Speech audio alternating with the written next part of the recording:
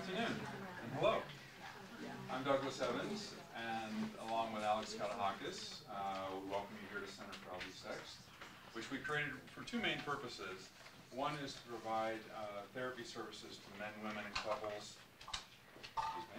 for individual, couple, intensive, group, and Skype coaching therapy formats to treat sex and love addiction, to support the partners of people struggling with sex and love addiction, and also sex therapy issues, which can include things such as desire differences, exploration of orientations, fetishes, questions that people have,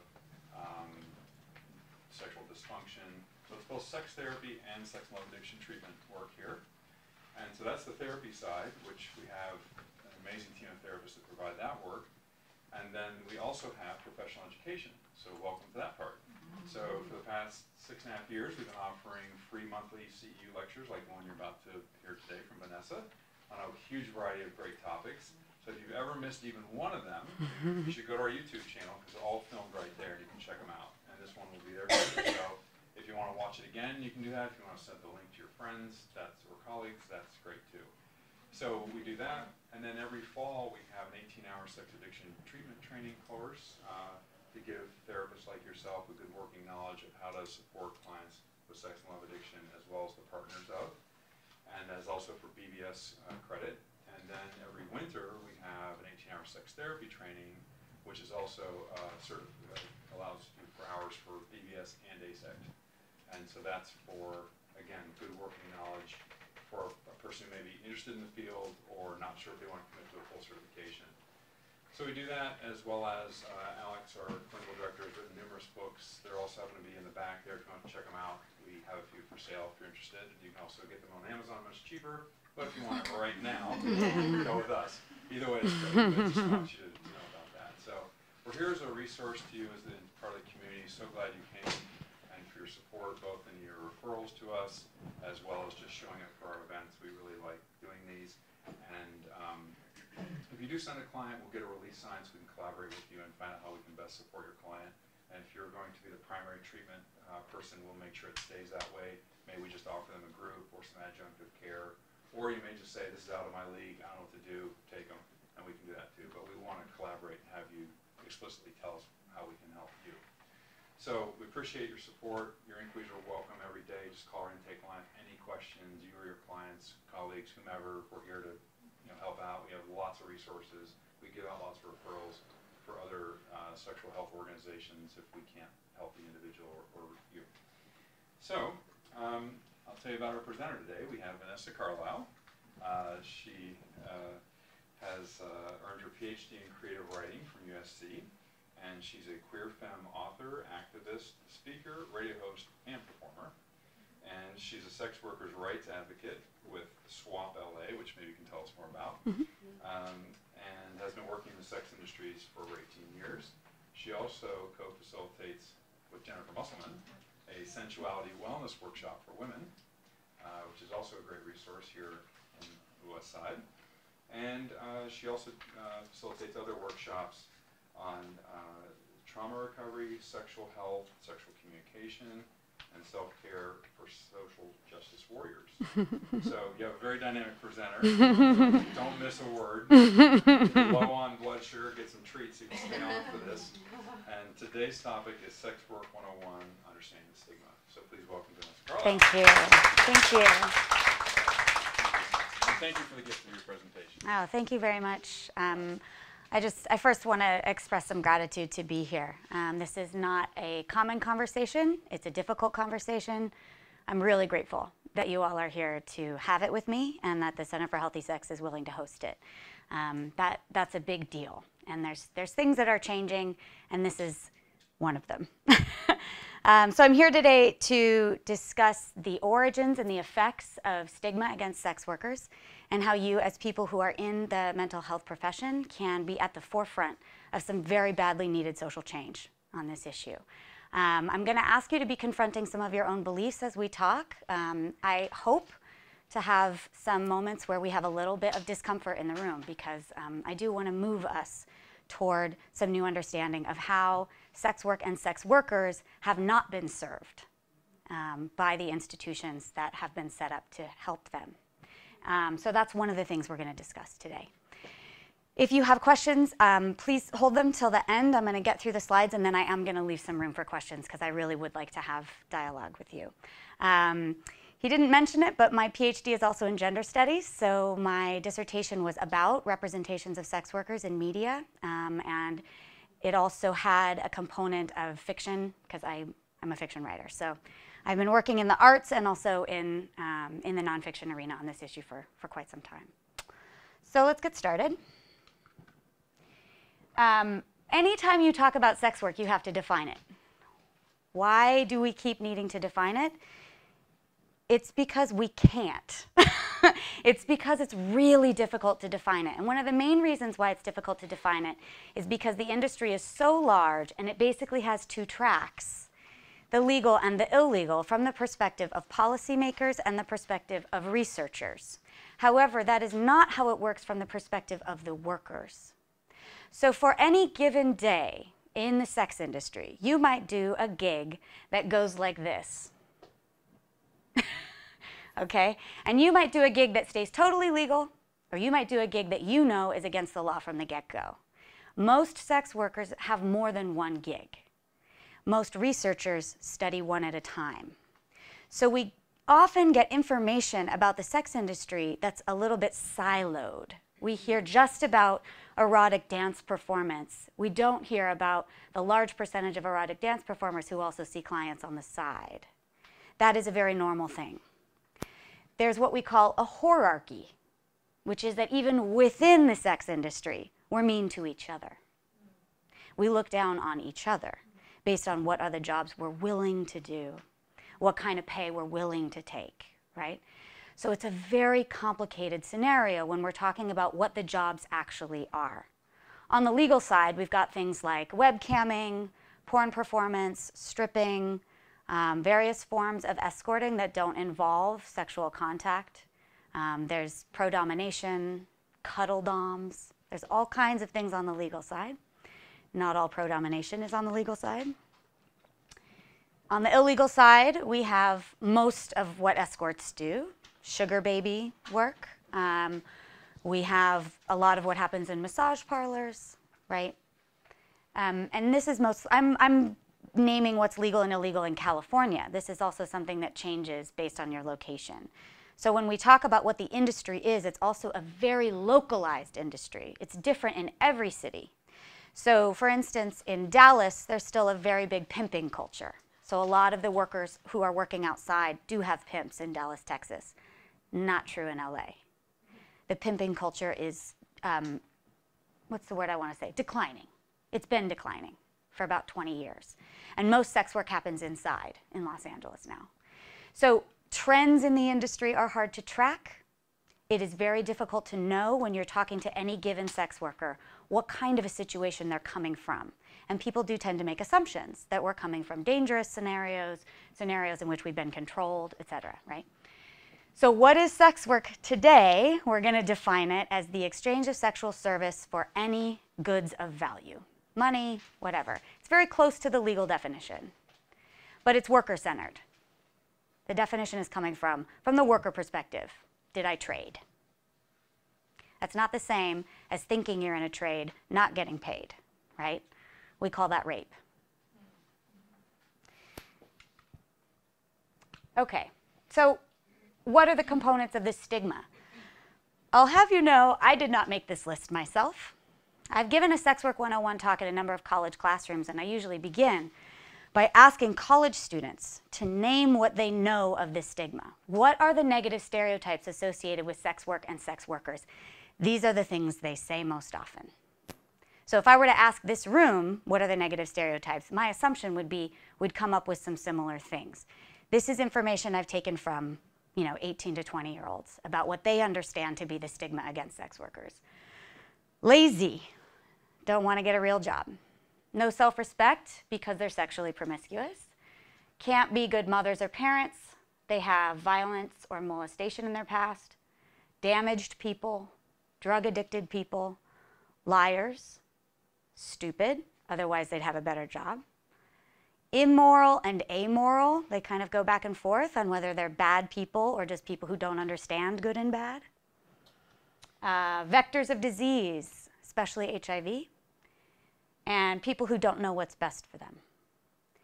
So you can imagine that standing in front of a room as an out-of-the-closet sex worker and hearing people reflect back to me that this is what the stigma is has been a challenge. That's been a challenge. But these are the consistent pieces of stigma that we see. One thing you might notice from this list is that the stigma has kind of a dual component of blaming the sex worker and also considering them a victim.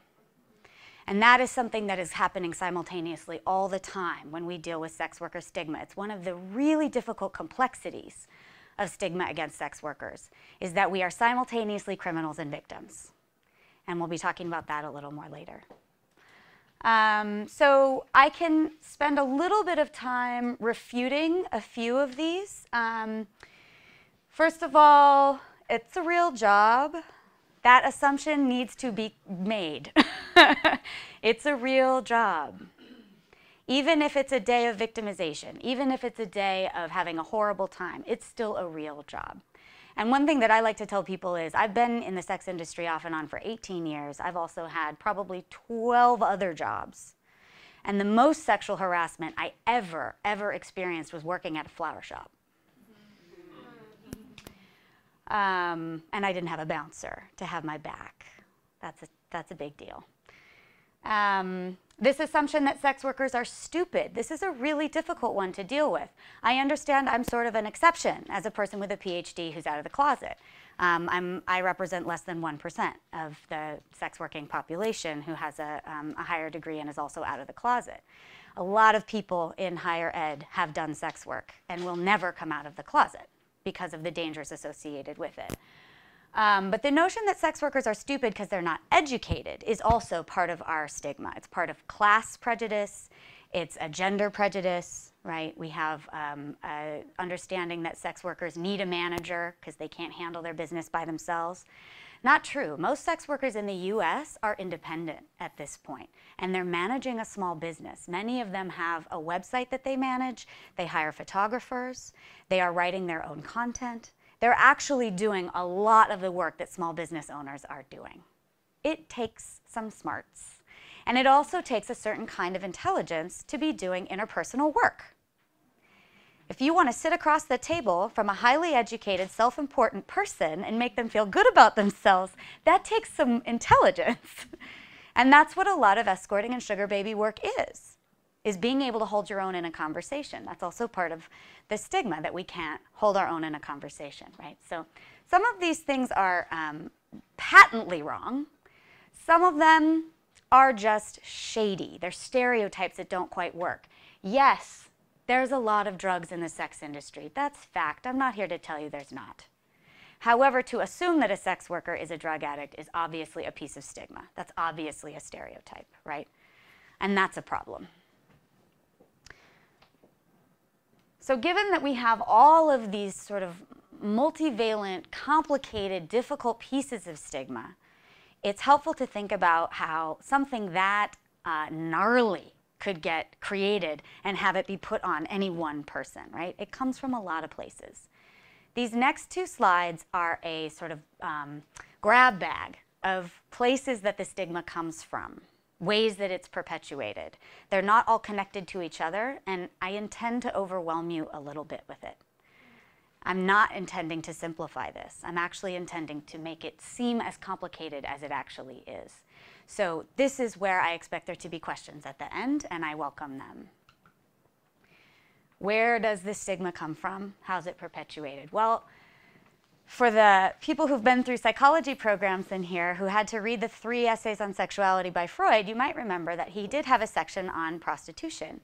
And he and Marx and some other 19th century philosophers were all very interested in the problem of prostitution because at the time, Victorian England was going through a bunch of new legislation. They were changing the way that they were controlling the sex trades. So 19th century medical, psychological, and sociopolitical beliefs about female sexuality, and in particular Freud's theory of polymorphic perversity, have all really contributed to the stigma that we see today against sex workers. And not just in that sort of quiet way that Freud permeates everything, but directly, because Freud wrote about the belief that a sex worker needed to have a third party who lured them in, which is something that we still have as part of the beliefs around sex work. Freud wrote about a type of sexuality called polymorphic perversity, which he believed was about a body that could experience sexuality anywhere, not just genitally focused or orally focused. Now we understand this to be a gift of lesbian sex. Now we understand this to be a way to be powerful sexually. But for Freud, this was an infantile version of sexuality, and he believed that all prostitutes had it, were born with it, never cultivated an adult sexuality. That was part of his belief system. So when people call a sex worker a slut, part of what they're doing is invoking this idea that a sex worker's sexuality is wrong, is off, isn't adult. We have the criminal victim binary imposed by law enforcement. And I say imposed because the relationship of sex workers to the police has never been friendly in this country, ever, not once. The police rape sex workers at rates that would alarm you. They do not report the rapes that sex workers report. They often, in Los Angeles, if there was a dead sex worker, until 1980 when there was a big news story about this, they would put on the forms NHI, which stood for no humans involved. They did this for gang members, they did this for prostitutes. They finally got busted for it. We do not have a way to air our own grievances because law enforcement does not protect us. In fact, none of the institutions that we have contact with protect us. Even Planned Parenthood is terrible to sex workers. We get shamed for the volume of partners. We do not get adequate care. And we get told that we need to leave the industry or we're going to hurt ourselves. We don't actually get care, even from the people who are supposed to be helping us. So our relationship with the institutions that we go to for help has never been good. I experience these things, and I'm cisgendered, white, and come from a background where I was taught that the police were going to protect me. And I still have experienced these things firsthand. So you can imagine what's going on for people who have less privilege than I do. If you get busted, right now in California, you have an option to take a diversion program. In this diversion program, you are told that you never really knew what you were doing, that if you did, you would have done something else, and that we're going to help you, we're going to rescue you, but you have to show up to these classes where we tell you how to feel about yourself. And there's no financial incentive for this. So the sex workers who go into diversion programs lose money. So what do? Go back to work, right? We don't have a rescue operation, and we don't have a diversion program that actually has ever supported sex workers in this state. Popular representation in literature and media. Think of one. You all have one right now. Pretty Woman, Law and Order SVU. There's posters up all over Hollywood right now for a film called Rough Night. There's some people who made that film who I really liked until this film, and I'm so disappointed because they accidentally kill a male sex worker in that film, and it's part of the comedy. This is part of how it works. Dehumanization comes in the form of jokes. It comes in the form of media representations of sex workers as less than human. Every time I see it, it hurts me personally, and I'm strong, and I'm educated, and I do this work every day. And every time I see these things, it hurts me. Passively derogatory language like whore, hooker, and streetwalker. Even the news feels comfortable using words like prostitute and hooker. These are insider words for us. I got hooker friends, and we call each other hooker. I'm not sure any of you get to call me that. Right? These are insider words, in the same way that queer is sort of an insider word. It's a word we use for ourselves that we're reclaiming. But the derogatory language used for sex work and sex workers has not really been effectively reclaimed. It's reclaimed in small communities, among friends. But in the media, people still get to use this language to discuss us, even when they're reporting on wrongs against us, which is why it gets very confusing how the stigma functions. There was a news story last year, or 2015 maybe, in San Antonio, Texas. Ivy Frago is the name of the person who was killed, and it's her name I want to speak. She was a sex worker. She took an out call. She went to a person's home to meet with him. He gave her $150. They sat for their sort of initial chat. She did not feel good about it. Didn't seem right. She said, you know what? I'm not doing it. I gotta go. She got up, she left, and as she was leaving, because she still had his $150, he got out a gun and he shot her in the neck. She died in the hospital. According to Texas law, because she stole from him after the sun went down, he was able to use deadly force to retrieve his property. So according to Texas, the life of a sex worker is not worth $150. That's the statement that got made. That's the statement that got made. Now, this is right now. This isn't 1930. This is right now. Our lives are not worth as much as other people's lives, consistently. The conflation of sex work stigma with the stigma against poverty, class shame, demonization of people who participate in gray and black markets. A lot of sex workers get into it because it's a family thing. It's part of how the family has functioned. Other people in their life have been doing it, or they have never had any contact with the industry, but they've got a friend or something at college who brings them in. People don't tend to go into it just totally by themselves of their own volition. They tend to have some influence, someone who brings them in. They are stigmatized consistently for being in a position to need money. So it's not just the stigma against sexuality or promiscuity. We also have the stigma of being people who need money, who are doing survival work a lot of the time, who are trying to figure out how to operate in gray and black markets, right? So sex workers might also sell drugs. Sex workers might also sell boosted shoes. The fact that we are in these underground economies is often not the sex workers' fault. People get born into their class. To get out of the class, you have to do some very serious anti-normal behavior. I don't even know you have to be exceptional to make it out of your class bracket in this country. And so blaming sex workers for doing what they need to do to get money is part of the stigma. Not done. Anti-prostitution, abolitionist feminists, and anti-trafficking campaigns. This is something we should all be pretty familiar with at this point. In-N-Out Burger had an anti-trafficking campaign. A lot of nonprofits are jumping on the anti-trafficking train. That's a whole other talk, honestly, the movement against trafficking. The money for law enforcement to fight trafficking is astronomical. Local police departments get a lot of money from the federal government because it comes out of Homeland Security to fight trafficking. What are they doing to fight trafficking? What they're doing to fight trafficking is exactly what they've always done to deal with street-based economies, which is they block off the street, they round up everyone who's outside, and they arrest them for solicitation, for possession of controlled substances, etc. They call it anti-trafficking if they find someone who's under 18 who they can rescue. That rescue is to put them into the system, right? To put them into a group home, to put them into some sort of detention. Nobody wants that kind of rescue, and most rescue at the hands of law enforcement comes either at the barrel of a gun or at the threat of incarceration.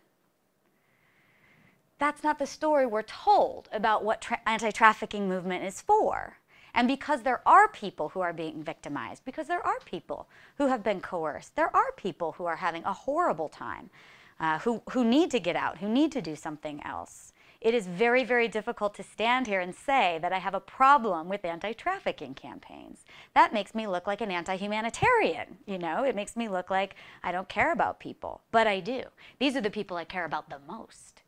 And I know that anti-trafficking campaigns have been harming them. We have the data. Anti-prostitution and abolitionist feminists are people who truly believe that nobody could choose to be in the sex industry of their own free will. And so, anyone who's in the sex industry needs rescue, needs to be brought out.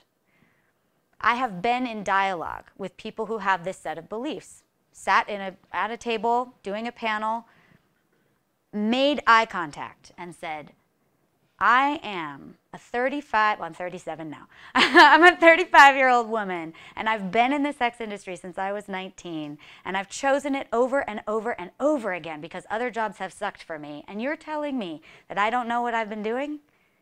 And they said yes. They truly believe that I've been deluded my whole life and that so has everyone else.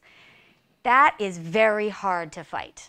That's very, very hard to fight. Even though Amnesty International has now come out with a decriminalization platform, even though the ACLU really believes that decriminalization is the answer, most of the international bodies that deal with sex work and sex workers are recommending decriminalization, not legalization, which is another thing where there's more regulation and more ways to tax and put new policies. Decriminalization simply removes the criminal penalty. It makes sex workers legal people. And because decriminalization has been recommended by all of these international bodies, the abolitionist groups have been fighting very hard to keep their ground. Philosophically, they're both feminist. And that's why it's like, that's why it's so confusing. It's hard to know who's trying to help. Everybody's trying to help. Religious beliefs. I put this on here because this is another one of the intractables, right? People who have religious beliefs that preclude the possibility of commercial sex, there's not much you can do about that. That's not part of what I'm trying to change.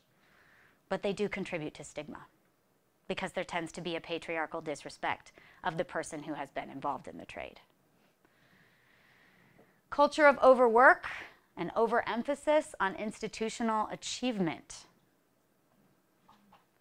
I put this up here because it has been my personal experience and that of many of the sex workers I've spoken to, that one of the things people respect the least about sex work is that they think of it as being something that you can't get better at.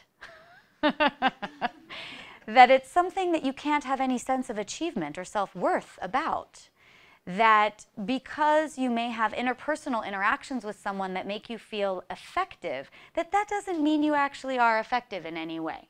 That the only measure of your worth and effectiveness is whether you have a degree in the thing, whether you have a title after your name. We live in a culture that says you got to work 12 to 14 hours a day and bust your ass to get somewhere, and you only know you got somewhere when you get that paper in your hand.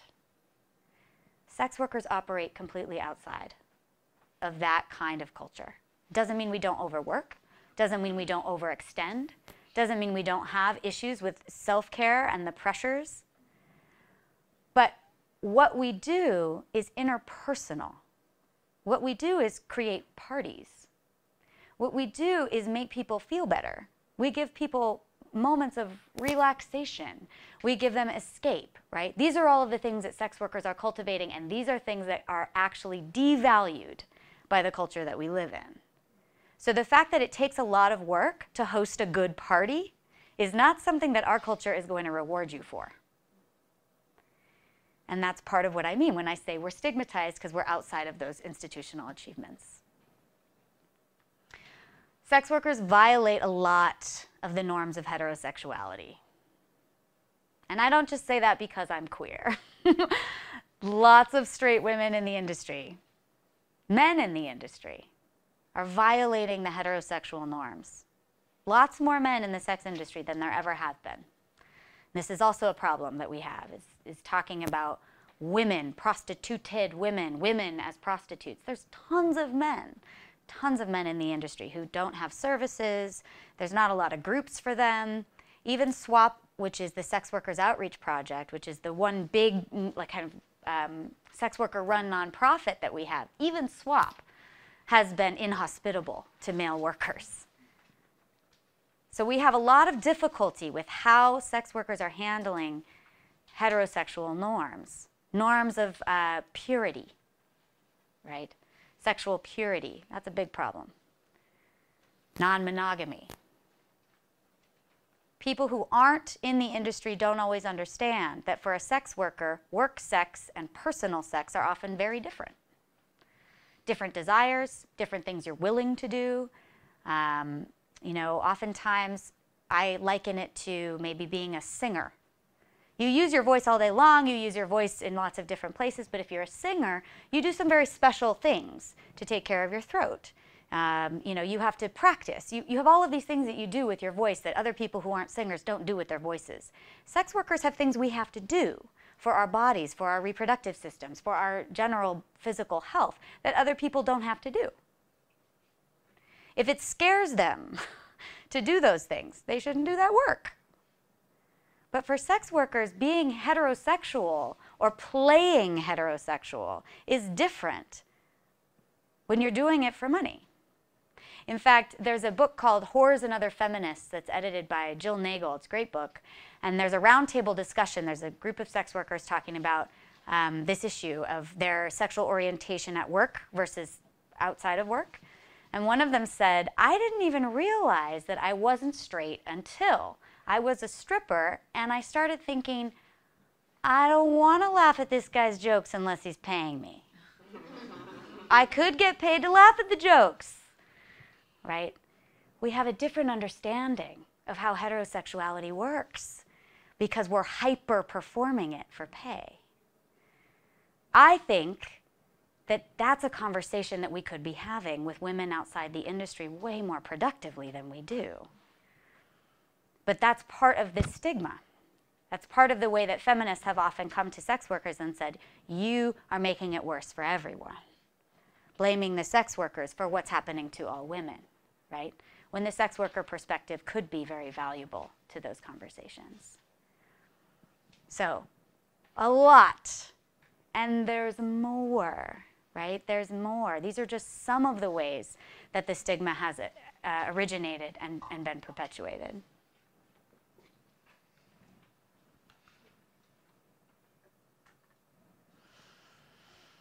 So this is my little marginalization funnel. And the way that I think about this is that any given individual sex worker has experienced criminalization to some extent.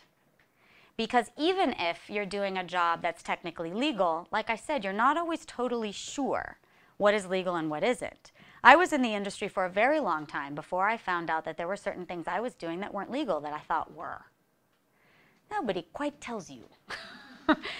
And if you have a manager at a strip club who says, okay, you can dance on the person here, but then when you take your top off, you have to be 6 feet back, right?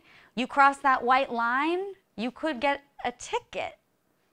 You don't cross that white line, you're just a regular, legal, independent contractor. It's a confusing milieu.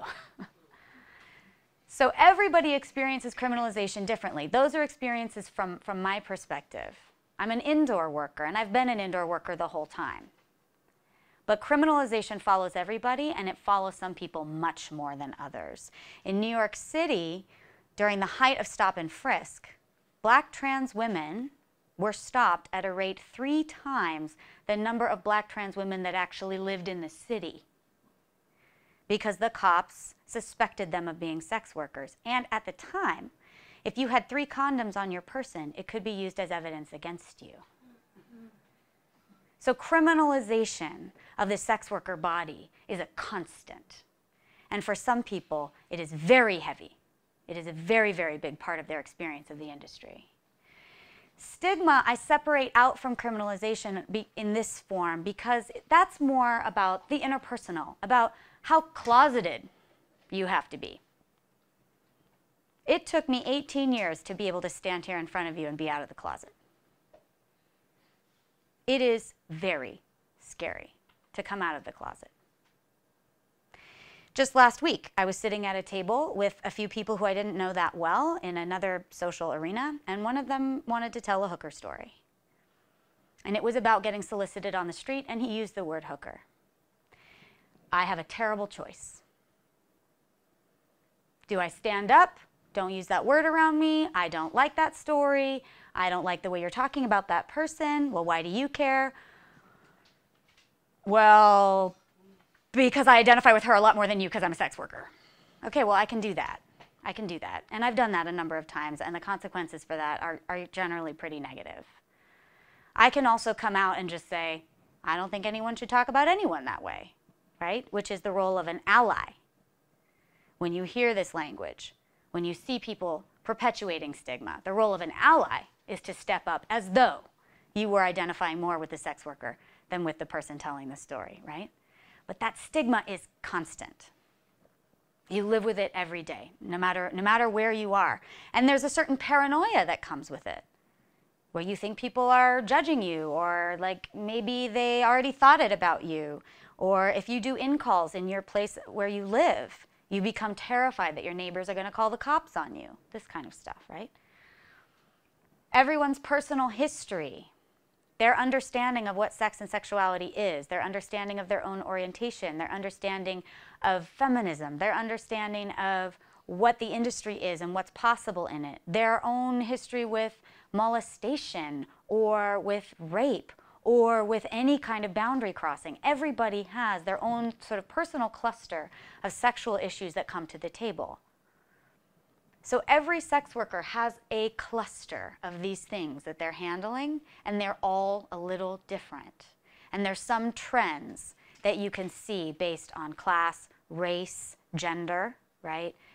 Gender non-conforming folks have a much harder time with some of this stigma. So we have a way to think about marginalization in a more complex way, but we have to understand that every single worker is coming to the table with a whole bunch of different stuff, that we handle our traumas differently, you know?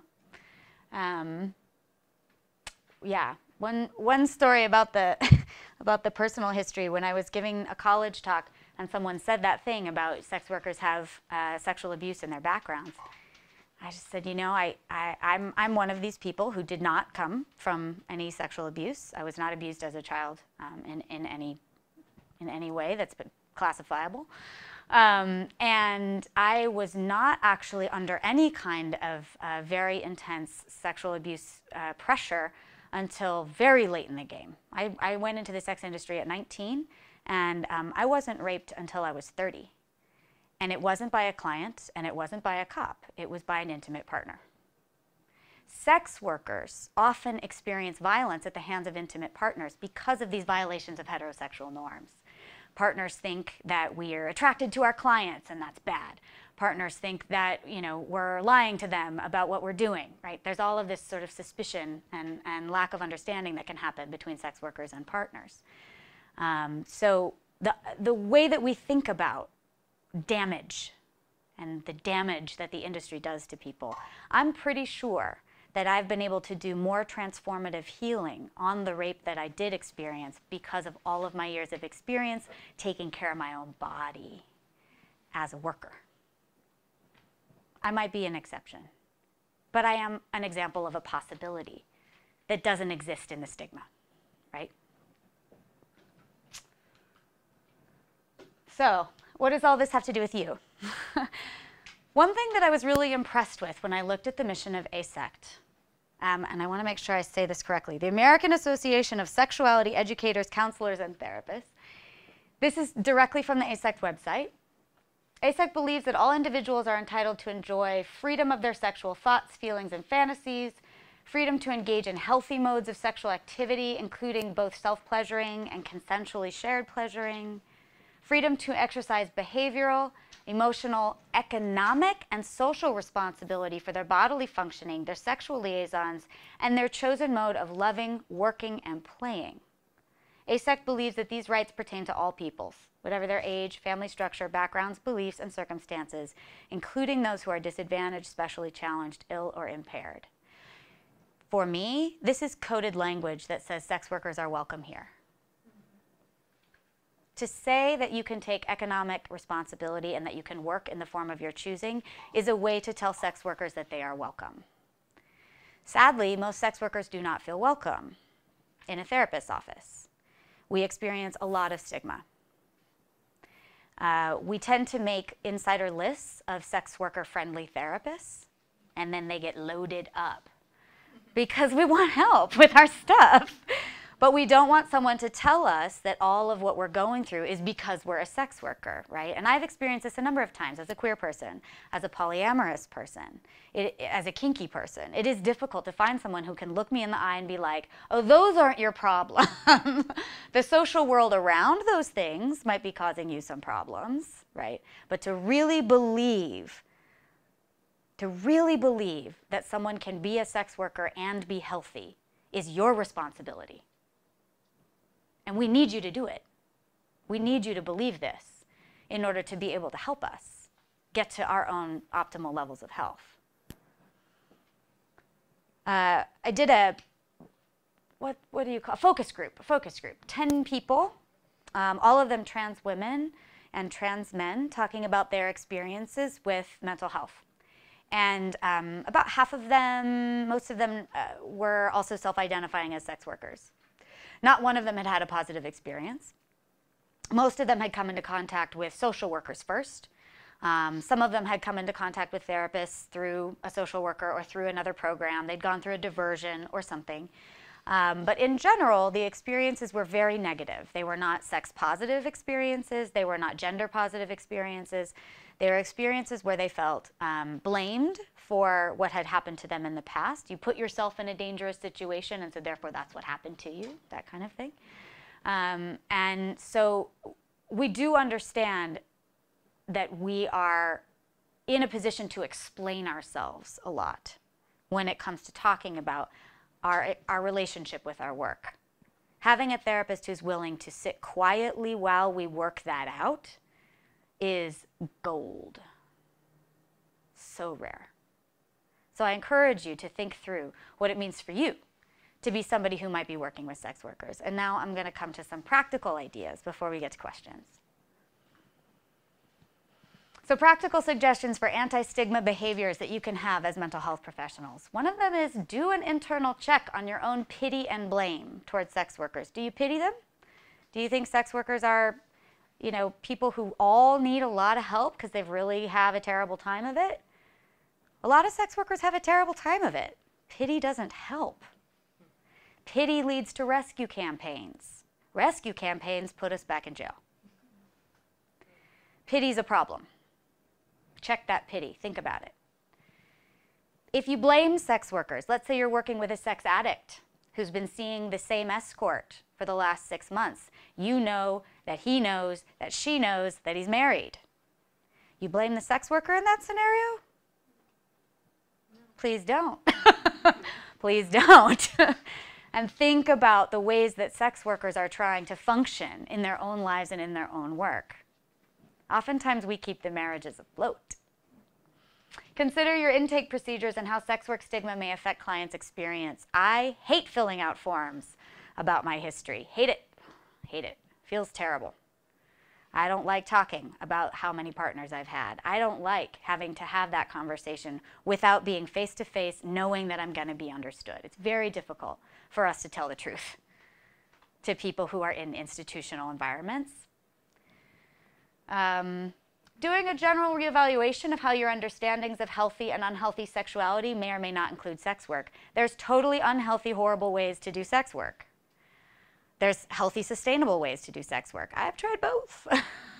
A lot of us have tried more than one way, and some of them are really nasty.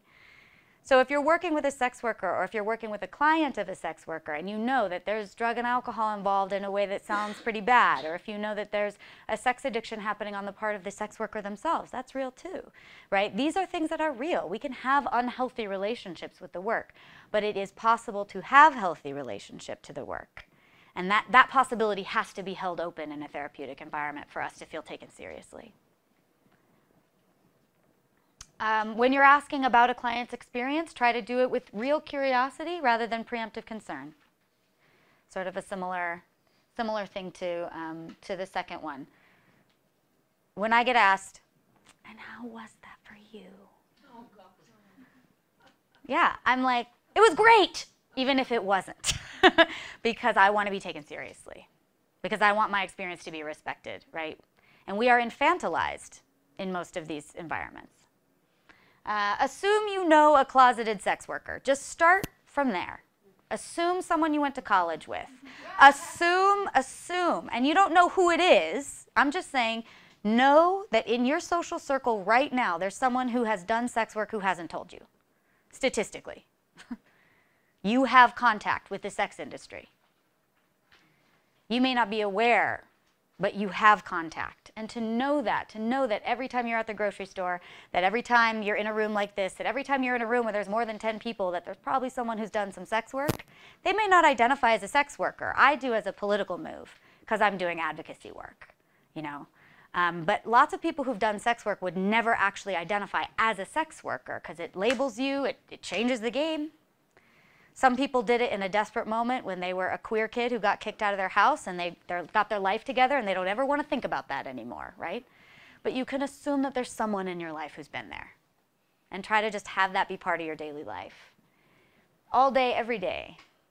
Sex work is part of the fabric of the culture that we live in, and it underpins a lot of other work. A lot of other work relies on sex work in a way that's not often part of our conversation. If you're encountering groups that want to deal with sex work, if you're encountering policymakers, please remember that sex workers are often left out of the conversations about us, and that that's part of our political fight right now, is to be included in policymaking, to be included in the kinds of things that happen to workers when they go through criminal justice, to be included in what's going on with the DSM. We want to speak for ourselves. So please help us with that. Nothing about us without us is something that we're constantly saying, because sex workers are left out of those conversations. Okay, so I've got about 15 minutes for questions. Thank you so much for all your eyes being open the whole time. It's a lot of words, a lot of words. Mm-hmm. I have a question. Yes. First off, thank you. Mm-hmm. This is extremely moving, and it really turned a lot of my naivete around. So Cool. I'm very grateful. Thank you. What does your advocacy look like in terms of, I mean, it sounds like education is Mm-hmm. one of those. Is there also education within the industry? Mm-hmm. Is there mentorship? Yes. I mean, how Yeah. is it being effective? Thank you for asking that. So SWAP Los Angeles is the LA chapter of a national organization called the Sex Workers Outreach Project. It's really the only nonprofit we have that's national. The United States is very, very far behind a lot of the world on sex worker rights. That's something also to know. There's a huge international movement for sex worker rights that the US is just not part of at all because of the depth to which we are criminalized. According to the Department of Justice, the only language you can use in policy around sex work is prostituted women. We all know that that just doesn't capture a reality of there being people who don't identify that way, right? So we are internally trying to self-educate. SWAP is often a policy advocacy group, so SWAP groups in New York and in Miami and in Las Vegas have all been influential in changing policy. But it's sex worker run, and so there's a lot of changeover, there's a lot of internal stuff. We do a lot of self-rescue. So if a sex worker goes missing, we have our own social media outlets that we use to try to find each other. We do, there's a group in Los Angeles that I co-founded with a friend of mine called Hooker's Army, and we get together, we do self-defense training, self-care, and skill shares. So we've helped each other do taxes. We've helped each other with parenting stuff. We've helped we help each other with self-care around trauma, right? So we tend to turn inward for stuff like that, in part because the institutions don't help us. So, but SWAP is never very well funded. You know, it's very, very difficult. There's also a group. There's a lot of other groups. There's a group called ESPLER, and I don't remember what all of the words are. But ESPLERP. erotic service providers. I should have looked that up before I came. But they are advocating for a decriminalization bill to go through California. There's always somebody who's kind of trying to push that policy and get that moving. So there is, there are groups that focus on sex workers helping sex workers, and then there's groups that are more about policy advocacy and reforming things that are happening in criminal justice. Sex workers were very much involved in the fight to get trans people out of solitary confinement and put into general population in jails according to the gender presentation, things like that. So, yeah. For me personally, education is really, I went and got a PhD so I could do things like this. So, yeah. Thanks again for coming, and I appreciate your bravery and all of that and coming up in front of us. So, really appreciate it. Thank you. I was thinking about your comments on anti-trafficking laws, and I've been wondering about that because you see those articles all the time, and I feel like I've read something in the last couple of years where the numbers are really hard to kind of peel through, because I think the face of that movement is the 12-year-old brought in from Southeast Asia who's being exploited. So what does it really look like? Yeah, we don't know. Okay. We really don't know, because the original reports on human trafficking that came out in the 90s that sort of started the movement in law enforcement were made up. They got debunked. Those numbers still lived on. So we have a completely cacophonous statistical landscape when it comes to trafficking, especially since now law enforcement can track trafficking where they once were tracking prostitution and solicitation. So we honestly don't know. I can tell you that in a street sweep of, say, 300 workers, they'll find 2 underage. The numbers are lower than they were originally given. They just are in this country. We do have a problem, and again, I'm not trying to deny that there's young people who are getting exploited, because there are. But the inflated statistics on human trafficking are not accurate. We do know that. And we do know that we have a big problem with people like Pamela Price, who's a civil rights attorney who was advocating for Celeste Guap, also known as Jasmine, who was an Oakland sex worker who called out the cops up there. Amazing story. Look it up if you're interested. 7 police chiefs in a week, over 30 cops implicated in this thing. The civil rights attorney who originally was working for her cited a bunch of trafficking statistics in a press conference that were statistics that had already been debunked. So the trafficking narrative undermines itself pretty constantly, but somehow stays very robust. That's my best answer. Thanks. Yes. As far as the truth comes in human or sex trafficking, is there any federal funding to help those that are exploited? Yes and no. So there is federal funding going to diversion programs. There's very little federal funding going into reentry for people who go through a system and then want to have a life after that. There is funding going to sort of a detention light, where you're locked in a house, but it's a house, but you're locked in. So it's most of the money that's coming from the federal government is going to law enforcement. It is not going to the types of support programs that we'd want. Yeah. What type of support program would be ideal in your view? Thanks for asking. So the work that I've done and the focus groups, the sex workers that I've spoken to about this, people want housing. Housing is a major issue. Help getting housing. When you don't have a good, when you can't pass a background check, when you don't have a lot of work experience that you can put on paper, it's very difficult to get housing and jobs. And that's really the main thing, is that sex workers need housing and jobs. They need basic human rights and basic care. So I'm really interested in getting to the point where somebody having a history of sex work, whether they're encountering the criminal justice system or not, that's something that doesn't hinder them from getting housing, very basically, or that doesn't hinder them from getting an entry-level job. But it's simple stuff, you know? I mean, we can talk about gender oppression all day long, but really, like, this is human rights stuff. This is food, this is housing, medical care, things like that. But we still really need to focus on those things in this country. Okay, nobody else? Yes. So I work for an organization whose purpose is to help those currently experiencing homelessness, Mm-hmm. to help those who want to get help for their mental illness Mm-hmm. or their substance abuse, Mm-hmm. or they've experienced trauma in their lives. Mm-hmm. But there's no verbiage on those who want to be supported as in the sex worker industry. Mm-hmm. And so I've advocated for that, which is why I get to sit here now. Part of that. But what do you suggest that a worker do that works in a nonprofit do to advocate for sex workers and to help change the policy? Where do I get funding to bring that in? Where do I go? There's no funding for you.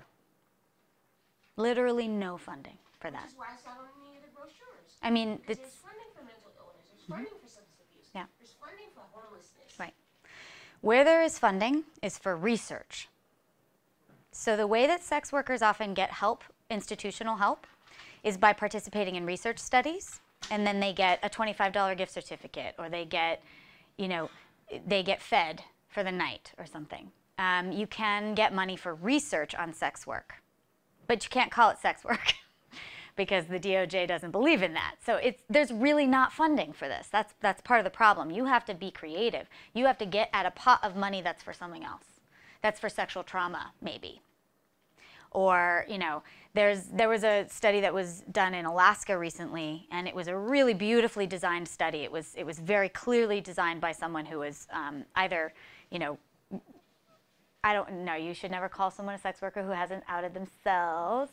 Somebody who was so intimately involved with the industry that they knew what the workers were going to want, right? So she got thick interviews, she got a lot of information, she was able to really advocate for people, and they were paid really well. Like the workers who participated in the study were paid really well.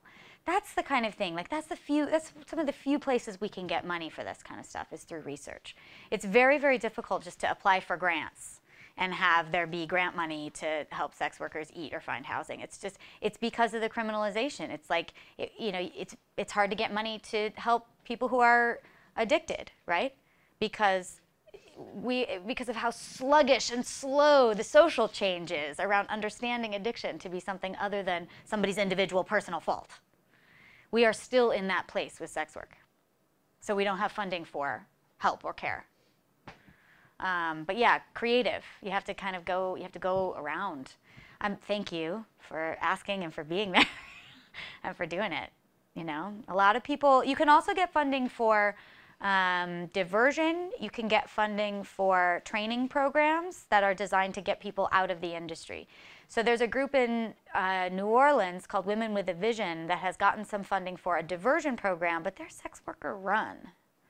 So that diversion program is basically like, let's get you a job. You know what I mean? Let's get you a place to live. It's handling basic human rights stuff through a program that got approved to be a diversion program, right? So it has to be, you have to like, yeah. Women with a Vision. Oh. Question, people really want to get out of the business. Right. Sometimes they do and sometimes they don't. A lot of people really want out. A lot of people really want out, but there's nowhere to go. There's nowhere to go once you've been there for very long. And then people who don't want out, who are like, that's not the problem. Like, that part's fine. It's these other things in my life that are a problem. It's very hard to get that taken seriously. Yeah. Yes? I had some curiosity about some of the language I heard you use, Mhm. a term I had never heard of. I think you said that you're an indoor worker Yes. or something like that. Mm-hmm. Curious, that sounds, maybe that's really simple, basic 101, but I'm curious where I would, if I'm interested in this more, how would I learn more about that? Yeah. I have a list of resources that's not on these slides, but it'll get emailed to you. That's got a couple book suggestions and a place where you can go to read sex workers' writing. This indoor-outdoor distinction comes from sociology because it's a site-specific way to study sex work, right? So one of the things that makes outdoor work, which is the sort of traditional walking on a track outside, one of the things that makes outdoor work so dangerous is that cops hurt you. They find you and they hurt you. Like that is just, the cops are as dangerous, if not more dangerous, than any of the more dangerous clients to outdoor sex workers. That's just fact. We've got so much background on this. So outdoor workers are at a great risk of violent arrest and of rape by police. They are also at risk of some of the more insidious forms of violence from clients, because clients can be very violent, right? So working outdoors, you're also working outdoors. So you're outside late at night when it's cold or when it's hot or when the people in the neighborhood are going to be throwing stuff at you. That's also very common, that people in a neighborhood will accost sex workers. So outdoor work is really the most dangerous form. You get rid of some of those danger variables when you work indoors. You still have some, but the odds of being in a sting go down. The clients that you tend to get when you're an indoor worker tend to be safer. So, so that distinction came from sociology and came from some of the statistics that we've gotten in the last 15 years about what are some of the dangers that workers face, and they really saw a difference between people who were seeing clients inside and people who are working outdoors. Yeah. Mm-hmm. Hi, you mentioned earlier that sometimes people who do sex work can help keep marriages afloat. Oh, yeah. And so for people who are not working with someone directly as a client, as a sex worker, I'm curious about how your position, your education, your experience could inform the people in this room perhaps who are not used to working with sex workers but are working with couples who are experiencing infidelity. Mm-hmm. Mm-hmm. How is that true? How do you help keep marriages afloat, and how would you encourage them to understand your world and the system at play? So there are many marriages that I have encountered personally that are functional business arrangements that have maybe some friendship and affection as part of them, but are no longer romantic or sexual. And because the male partner in that heterosexual arrangement does not want to complicate the situation by falling in love or having a real mistress, a sex worker offers the attention and the kind of, stress relief or any of those things that allow him to stay in the situation that he's made functional. So sex work as a peripheral support to a sexless marriage is a really common thing that I have seen. Wives who know that the husband has somebody who he sees on Wednesdays, that kind of thing. Like that's actually really common. I've also seen it go horribly wrong, where the wife doesn't know, finds out, and is like, "You've been," and it goes nuts from there. One of the myths I think that happens, particularly, there's sort of this like good women, bad women thing that happens, right? Where the good women are the wives and the bad women are the sex workers. And when we're in that scenario, that's when we start getting stigma around disease. When in fact, a lot of the statistics right now are showing that sex workers are better at protecting ourselves than adults aged 25 to 40. Y'all are not using condoms. I don't know why, but we do. And in fact, the group of people who is best at using condoms in this country right now are people who are aged 16 to 20. The young people are on their game. And adults who are in denial about what they're doing with their sexuality are not on their game, but sex workers are on their game. So we get all of this confusion about what's the danger of the sex worker there, right? But I think to support that point of like sex work being integral to a lot of functioning marriages, I've seen that a lot. Well, I think We have also, time for one more. Great. I've seen some data on that, just real raw sociological data that divorce rates are lower in towns in Europe with brothels. Mm-hmm.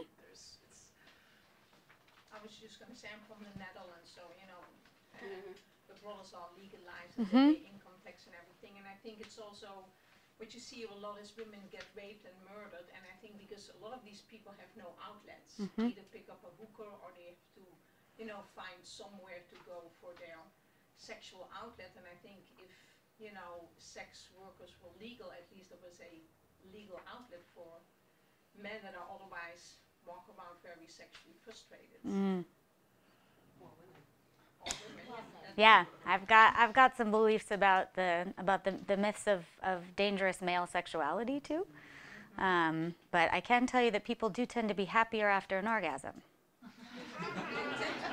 Jump in real quick, two quick announcements in order to confirm that. So first of all, thank you, Vanessa. Thank you. Thank you all for being here. Thank you.